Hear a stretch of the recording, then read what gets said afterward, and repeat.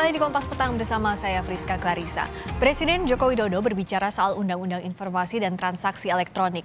Presiden menyatakan kalau tidak bisa memberi rasa keadilan, undang-undang ini bakal direvisi. Juga menghapus pasal yang multitafsir dengan sanksi jerat pidana penjara. Saat berpidato dalam Rapim TNI Polri, Presiden Joko Widodo mengingatkan semangat awal Undang-Undang ITE untuk menjaga ruang digital sehat dan produktif. Namun, jangan juga undang-undang itu menimbulkan rasa ketidakadilan.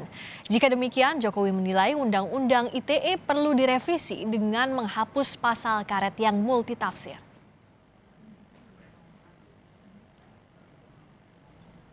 Hati-hati, pasal-pasal yang bisa menimbulkan multitafsir harus diterjemahkan secara hati-hati. Buat pedoman interpretasi resmi terhadap pasal-pasal Undang-Undang ITE, biar jelas. Dan Kapolri harus meningkatkan pengawasan agar implementasinya konsisten, akuntabel, dan berkeadilan. Kalau Undang-Undang ITE tidak bisa memberikan rasa keadilan,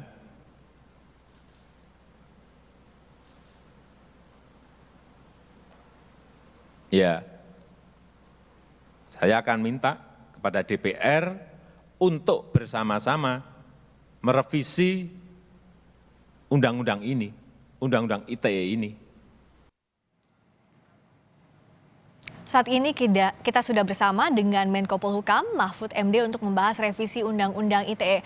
Assalamualaikum warahmatullahi wabarakatuh, selamat sore Prof. Mahfud. Waalaikumsalam, selamat sore Friska. Sehat Prof? Sehat, Alhamdulillah. Alhamdulillah. Saya akan berangkat dulu pertanyaan pertama dari tweet terakhirnya Prof. Mahfud yang menyebut bahwa jika sekarang undang-undang tersebut dianggap tidak baik dan memuat pasal-pasal karet, mari kita buat resultante baru dengan merevisi undang-undang tersebut. Jadi untuk membahas kesepakatan atau resultante ini siapa saja yang sudah diajak bicara dan apa saja langkah awalnya? Jadi begini, hukum sebagai aturan yang sifatnya abstrak dan mengikat kan memang merupakan resultante ya, kesepakatan antar stakeholders. Nah, undang-undang ITE ini kan banyak diprotes, katanya ini isinya enggak benar lah, isinya pasal karet dan sebagainya, dan sering banyak disalahgunakan. Nah kalau begitu, mari kita buat resultante baru. Dan Presiden pada waktu itu mengatakan ya kalau memang sudah dianggap tidak baik, dianggap pasal karet dan sebagainya, mari kita bicarakan. Kita akan mengajak DPR untuk membahasnya kembali, mana yang layak diteruskan, mana yang layak direvisi. Nah, karena ini baru kemarin, Friska, baru hari Senin kemarin, sehingga kita belum bicara dengan DPR. Prosedurnya nanti kan harus masuk prolegnas ya. Nah, prolegnas itu misalnya tidak masuk dalam tahun ini, itu bisa masuk di daftar kumulatif terbuka sebenarnya. Kalau memang tahun ini selesai, kesepakatannya bisa masuk sebagai RUU yang dimasukkan di tengah jalan karena masuk di kumulatif terbuka dan sangat diperlukan. Nah, di internal pemerintah sendiri saya akan melakukan 2 tahap dulu. Satu, mengadakan pertemuan dengan pihak Kementerian Hukum dan HAM untuk kemudian membicarakan teknis bagaimana berkomunikasi dengan DPR, bagaimana dan kapan memasukkan ke prolegnas. Lalu sesudah itu saya akan berdiskusi dengan orang yang banyak mengusulkan perubahan ini, dengan masyarakat sipil. Apa sih keinginan masyarakat sipil tentang ini? Karena dulu lahirnya Undang-Undang ITE juga kan banyak masyarakat sipil yang mengusulkan. Karena pada waktu itu banyak berita hoax, banyak fitnah lewat elektronik dan sebagainya. Maka Undang-Undang ITE itu yang semula sebenarnya terkait dengan transaksi perbankan yang lebih elektrik gitu, kemudian dibelokkan yang dimaksud transaksi elektronik itu termasuk transaksi atau pengiriman, transmisi, membuka akses dan sebagainya terhadap berita-berita atau informasi atau hinaan-hinaan dan sebagainya yang seharusnya tidak dimuat di situ. Nah disitulah maka jadi undang-undang ini. Nah kalau sekarang dianggap wah ini udah tidak bagus, banyak disalahgunakan, mari kita bicara lagi. Buat resultante baru lah. gitu. Oke. Jadi sangat terbuka kemungkinan resultan terbaru ini disusun bareng-bareng ya Prof, yang melibatkan tadi sejumlah pihak tadi ya? Iya betul, sangat terbuka kemungkinan. Ya nanti kalau Kompas TV misalnya mau ikut membahas, kita undang juga gitu. Ya, Pokoknya siapa aja boleh lah. siapapun bisa mengusulkan. Nah, sebelum ke sana, saya Ya. mau tanya dulu soal latar belakang. Baru kemarin Presiden berbicara soal Undang-Undang ITE ini, apakah ini didorong memang? Kita tahu fenomena beberapa minggu terakhir ini, apalagi Pak JK sudah melontarkan pernyataan yang mempertanyakan gimana caranya kritik tanpa dipolisikan. Nah, apakah ini jadi satu dorongan Presiden membahas soal Undang-Undang ITE ini? Kalau kita katakan ya melempar ini ke floor, ke publik, Prof Mahfud. Iya banyak faktor lah ya. Mungkin apa yang dinyatakan oleh Pak JK yang kemudian orang mengaitkan dengan transaksi elektronik dalam arti transmisi dan pembukaan akses berita itu mungkin salah satu faktor yang mendorong Bapak Presiden untuk menyatakan itu. Tapi sebelum itu kan memang sudah rame nih. Orang kalau diperiksa undang-undang ITE-nya disalahkan gitu. Ya. Yang melaporkan disalahkan kan. Sementara polisi kalau ada laporan harus mendalami, tidak harus memfollow up dalam arti menjadikan kasus hukum, mendalami dalam arti memanggil kalau perlu dipanggil dan sebagainya. Itu kan kewajiban hukum dari Polri ya. Nah itu lalu dianggap Polri pilih kasih dan sebagainya. Oke. Nah nanti kita bahas agar tidak terjadi lagi tudingan-tudingan Polri dan atau pemerintah terutama menggunakan pasal ini untuk mengambil keuntungan politik gitu. Tetapi juga masyarakat harus hati-hati, jangan sampai kita itu terjebak pada situasi tahun 2007, 2008 di mana berita elektronik berseliweran lalu tidak ada hukumnya gitu. Itu juga kurang baik. Oleh sebab itu mari kita cari jalan tengah yang baik, cari formulasi yang baik untuk memperbaiki undang-undang ini. Oke, yang diantisipasi adalah untuk menutup celah dari Undang-Undang ITE yang tadi bisa dikatakan ada untuk mencegah kriminalisasi ke depannya begitu ya Prof Mahfud antara lain. Betul. Nah, untuk ini artinya kan perlu formulasi yang firm betul nantinya isi pasal per pasalnya. Saya akan tanyakan dulu soal pasal karet yang selama ini sering kali jadi masalah itu mana saja kalau menurut Prof? Apakah terkait dengan misalnya 27 ayat 3 tentang defamasi atau pencemaran nama baik dan 28 ayat 2 tentang ujaran kebencian, Prof? Iya, yang banyak disorot pasal 27 ayat 3, 28 ayat 2 pun 26 ayat 3 juga tentang sensor informasi, 27 ayat 1 dan sebagainya. Ya. Sekurang-kurangnya kami mencatat ada 9 lah yang oleh masyarakat dipersoalkan. Meskipun tentu tidak semuanya kita sependapat bahwa itu perlu direvisi. Tapi yang kami inventarisir di sini ada 9 pasal yang dimasalahkan, yang pernah dimasalahkan orang gitu.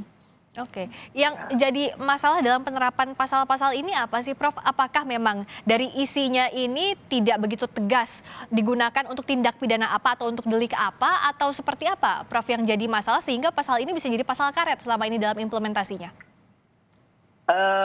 Begini, kalau ada orang merasa tidak senang terhadap satu isi sebuah medsos, lalu melapor ke polisi. Nah di situ lalu yang disalahkan kenapa sih kok gitu aja melapor? Ya. Seperti misalnya atau dibully dan sebagainya lalu melapor ke polisi. Padahal polisi itu kan kalau nerima laporan tidak boleh menolak. Laporan tuh siapa yang mau lapor ditampung, lalu baru dipelajari apakah ini perlu di follow up secara hukum atau cukup diterima sebagai laporan dan gitu. Itu adalah prosedur yang harus dipenuhi. Ya. Nah kadang-kala kalau ada orang melapor lalu polisi menyatakan ini laporan ditampung gitu, lalu dianggap sudah berpihak. Itu sering kali terjadi gitu. Masyarakat tidak tahu bahwa justru lebih banyak laporan yang masuk ke polisi itu tidak bisa ditindaklanjuti secara hukum meskipun laporannya sendiri ketika didaftarkan ya dicatat. Iya. Gitu. Nah kalau Prof lihat nanti untuk membahas revisi Undang-Undang ITE ini dimulai dari mana Prof? Apakah isi dari masing-masing pasalnya atau dibahas lagi dari awal Undang-Undang ITE ini soal apa garis besarnya? Seperti awal pembentukannya di 2008 lalu Prof Mahfud. Nah, kalau saya baca konsideran kemudian keseluruhan isi itu sebenarnya kita memang tidak perlu membuat undang-undang baru secara keseluruhan ya. Makanya disebut revisi, Ya. perubahan. Perubahan itu nanti pasal sekian yang semula berbunyi gini diubah menjadi begini. Pasal sekian dicabut. Lalu disisipi pasal sekian lagi gitu. Biasanya begitu aja gitu. Atau bisa di penjelasan. Pasal ini karena sering menimbulkan tafsir begini, maka yang dimaksud dengan apa fitnah misalnya di sini adalah yang apa yang disebut di dalam pasal sekian KUH pidana misalnya. Tinggal nambah-nambah begitu atau mencoret gitu. Iya. Jadi dikelirkan betul maksud dari pasalnya, mana yang masuk tindak pidana, mana yang tidak, begitu ya Prof ya, kalau kita lihat Betul. dari undang-undang Ya, betul. ITE yang ada. Sejauh ini memang kalau dari hasil kemarin misalnya setelah pengarahan di Rapim TNI Polri, evaluasi sementaranya apa sih Prof Mahfud sehingga dikatakan banyak keresahan masyarakat soal undang-undang ITE ini dalam proses penegakan hukumnya? Evaluasi sementaranya itu sesudah kita buka-buka lagi, masalahnya yaitu tadi banyak yang oleh masyarakat dianggap wah ini pasal karet, hanya berlaku diterapkan kepada orang yang menyerang pemerintah, yang temannya pemerintah tidak ditindak padahal melakukan hal yang sama. Itu namanya pasal karet, suka-sukanya. Ya. Bisa dipakai di sini tapi tidak bisa dipakai di sana, suatu saat dibalik pakai sana tidak bisa pakai di sini. Nah itu memang ada beberapa pasal yang berpotensi seperti itu. Nah di situ nanti bisa saja bahwa yang dimaksud kita bukan menghapus, mungkin mempertegas maksud itu. Bisa mengubah kalimatnya, ya, bisa merubah frasanya, bisa juga hanya di penjelasan, tapi bisa juga mencabut, oh pasal ini tidak diperlukan, itu misalnya itu. Nantilah, kita ini kan masih ada satu rapat internal, kemudian diskusi tim pakar, lalu membentuk naskah akademik gitu. Itu yang substansinya. Kemudian yang proseduralnya kita ke DPR agar dimasukkan ke dalam prolegnas gitu, program regulasi nasional. Oke. Gitu. Jadi kalau secara substansi dan prosedural ini kan masih panjang ya Prof Mahfud ya langkahnya untuk revisi Undang-Undang ITE. Tapi artinya Undang-Undang ITE ini masih berlaku. Jadi masih bisa pelaporan dengan Undang-Undang ITE. Nah dalam proses penegakan hukumnya, proses hukum yang berjalan, ini apa yang ditekankan betul dari Presiden juga dari Prof Mahfud sebagai Menko Polhukam kepada Polri? Kalau yang ditekankan betul supaya cermat. Ya, kan Presiden mengatakan supaya cermat, hati-hati, nerima laporan, lihat unsur-unsur pelanggarannya ada apa tidak. Nah, karena selama ini apa? Di situ tekanannya supaya cermat, hukum itu ditegakkan. Lalu sesudah memerintahkan supaya cermat, Presiden bahkan meminta Polri membuat malah pedoman internal tafsir tentang apa? Kriteria tentang satu pasal yang selalu dipersoalkan orang dibuat agar masyarakat tahu.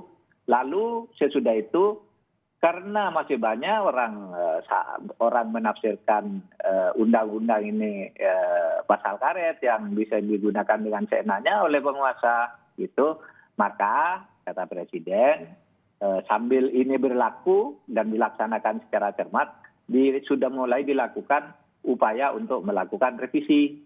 Bahkan Presiden menyebut akan mengajak DPR. Artinya apa? Artinya kami dari pemerintah akan segera berkomunikasi dengan DPR.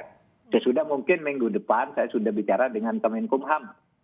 Sekurang-kurangnya Dirjen Peraturan Perundang-undangan nanti kita panggil untuk menyiapkan prosedur-prosedur ini. Baik siapa yang mau bicara substansinya, siapa yang mau melakukan prosedur-prosedur formalnya. Itu, Rizka. Dan apakah bisa dijaminkan ke publik, Prof, bahwa nanti jelang revisi Undang-Undang ITE ini selama proses ini masih berlangsung, memang pemerintah tidak mengambil keuntungan tanda kutip dengan pasal-pasal karet di dalam Undang-Undang ITE ini. Jadi artinya kalau ada yang menguntungkan pemerintah, ya dipakai, tapi di sisi lain kalau yang berseberangan tidak bisa menggunakan Undang-Undang ITE ini. Silakan, Prof. Ya itu perintah Presiden supaya dilaksanakan undang-undang ini tanpa menimbulkan kesan ada diskriminatif, tanpa ada kesan yang satu mengambil keuntungan, yang satu dirugikan. Nah itu kan pesan Presiden. Dan selama ini juga kalau kita lihat yang menyangkut undang-undang ITE yang menguntungkan pemerintah itu di dalam pelaksananya juga hampir tidak ada. Kan yang dikenakan itu semua pengaduan rakyat tentang rakyat lain yang menghina dirinya kan gitu. Keuntungan pemerintah apa di situ gitu kan tidak ada gitu. Oke. Nah, tetapi oke lah nanti kita bicarakan semuanya gitu karena semua saya buka nih file-file berita tentang itu hari ini. Ya semuanya masih dugaan-dugaan kemungkinan bisa digunakan sebagai pasal yang menguntungkan satu pihak. Nah, mari kita pelajari itu. Gitu. Apa yang Prof. Mahfud bisa jelaskan terakhir agar semangat awal Undang-Undang ITE ini untuk menjaga ruang digital bersih, sehat, beretika, produktif, kalau kata Presiden betul-betul bisa diimplementasikan di revisi Undang-Undang ITE nanti, Prof? Pertama kita harus punya nih Undang-Undang ITE. Oleh sebab itu kalau bicara revisi bukan berarti mencabut keberlakuan Undang-Undang ini, tapi melakukan revisi betul-betul. Karena apa? Masa depan kita itu kan dunianya dunia digital gitu. Oleh sebab itu kalau kita kemudian karena merasa gerah lalu undang-undangnya dicabut lalu kembali ke hukum-hukum yang biasa yang tidak digital gitu, tidak terkait dengan transformasi transaksi elektronik, maka kita akan rugi sendiri. Kedepannya itu semuanya pas akan serba digital semuanya, dan itu harus ada undang-undang yang mengaturnya gitu. Nah, soal yang disebut berpretensi molor manggarat seperti pasal karet itu, ya nanti kita perbaiki, kita diskusikan secara terbuka. Saya akan membentuk tim di sini untuk melakukan diskusi-diskusi sampai nanti tersusun sebuah naskah akademik yang layak untuk dibawa ke DPR dan ditawarkan kepada rakyat. Dan yang diharapkan adalah mewakili rasa keadilan masyarakat tentunya. Terima kasih banyak Prof. Mahfud atas waktunya. Mahfud MD, Menko Polhukam, telah bergabung di Kompas. Terima kasih Friska. Terima kasih, sehat selalu. Wassalamualaikum warahmatullahi wabarakatuh. Waalaikumsalam.